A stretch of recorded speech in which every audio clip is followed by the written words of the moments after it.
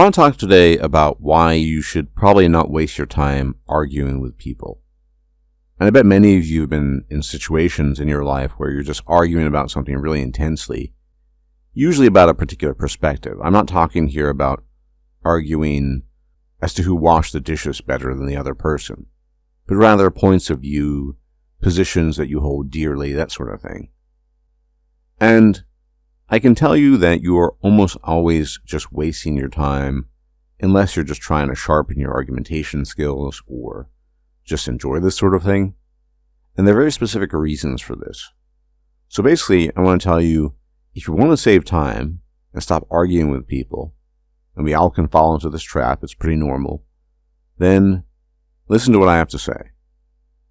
So, people like to argue different points of view. They feel very strongly about these various points of view, and they do so with a conviction sometimes that's quite fierce. And they're convinced, of course, their perspective is correct. This is certainly true of politics, religion, anything cultural. And the Romans had a saying, de gustibus non est disputandum, which means there's no arguing about taste.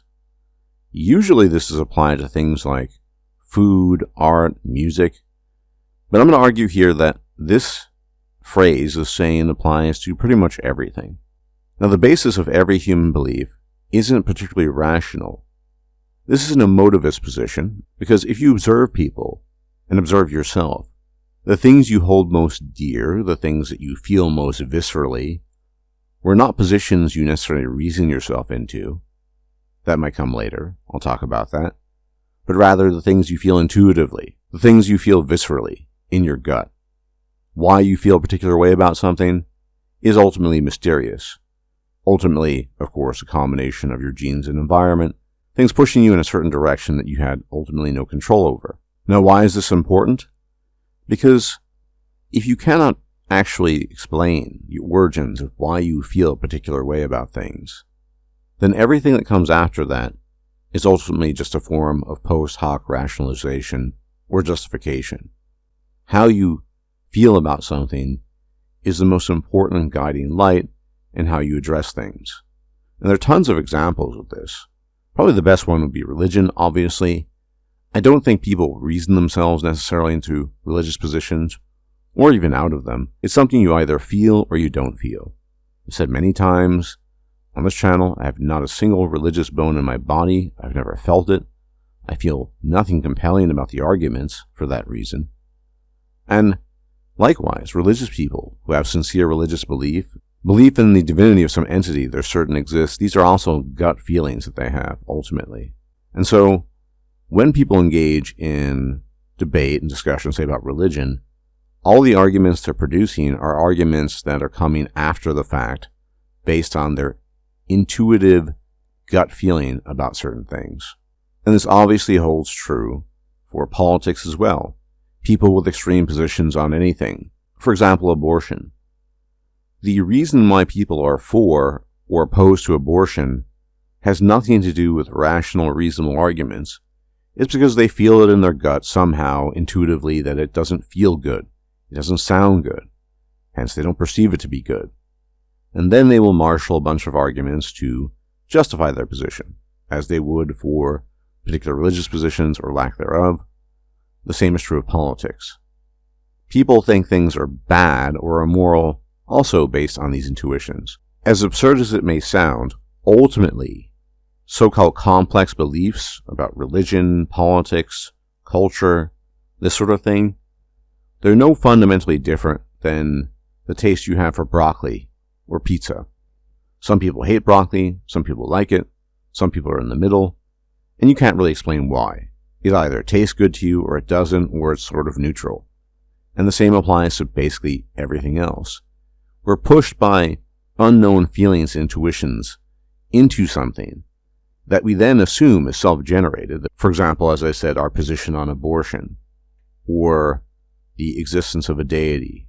Literally everything human beings feel is like this. Even something as complex and seemingly removed from the realm of human emotions as, say, tax rates or how much wealth distribution there should be in a society. Some people feel very strongly that the tax rate should be high, especially on the wealthiest classes, and that there should be a strong policy of wealth redistribution. Other people feel the opposite, and many people are somewhere in the middle. How do they come around to these positions? Well, they feel it intuitively. Something just irks them about one perspective or the other, and so they will come up with a plethora of arguments to support their position. Everything human beings feel is like this, from the taste of food to complex theology, philosophy, and even your position on various types of sexuality. It all comes from an emotional instinct that originates somewhere in your brain, but you have no explanation for it. You just feel it, and that pushes you in a certain direction. Now, sometimes it doesn't seem that way. Sometimes it feels like you're being convinced by reasonable or rational arguments that are really good arguments. And sometimes they actually are good arguments, but it's not the quality of the argument that's convincing you, because depending on your instincts, your intuitions, and basically your nature as an individual, these arguments will either fall by the wayside or they will appeal to you. Because if these arguments had universal rational appeal, then everyone would be convinced by them, but they're not. So why am I talking about this? Well, basically, as I said, because many people, myself included, I've done this on occasion, waste a lot of time arguing with people who have polar opposite views on things, or views that are just not compatible with our own. Is there any point talking to people about those things that we strongly disagree on? Almost certainly not. I would say you can talk to them about other things, assuming you don't have strong disagreement on such things, but it's not really a useful or sensible exercise to argue about positions that are not shared in any way whatsoever.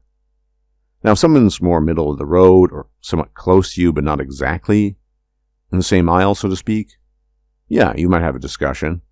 It's more likely to be civil because you're closer to each other in the positions you hold. But ultimately, spending time arguing with people, whether IRL or online, is a waste because you're never going to convince them anyway. They didn't reason themselves into these positions, and neither did you. You felt them, and later on you came up with reasons as to why it's justified to view things a certain way. Every human being operates this way. And of course, there are a lot of inputs coming from the environment. They're your genes, which are probably primarily responsible for priming you for certain beliefs or dispositions. But ultimately, it's all about disposition. What are you dispositionally most inclined towards?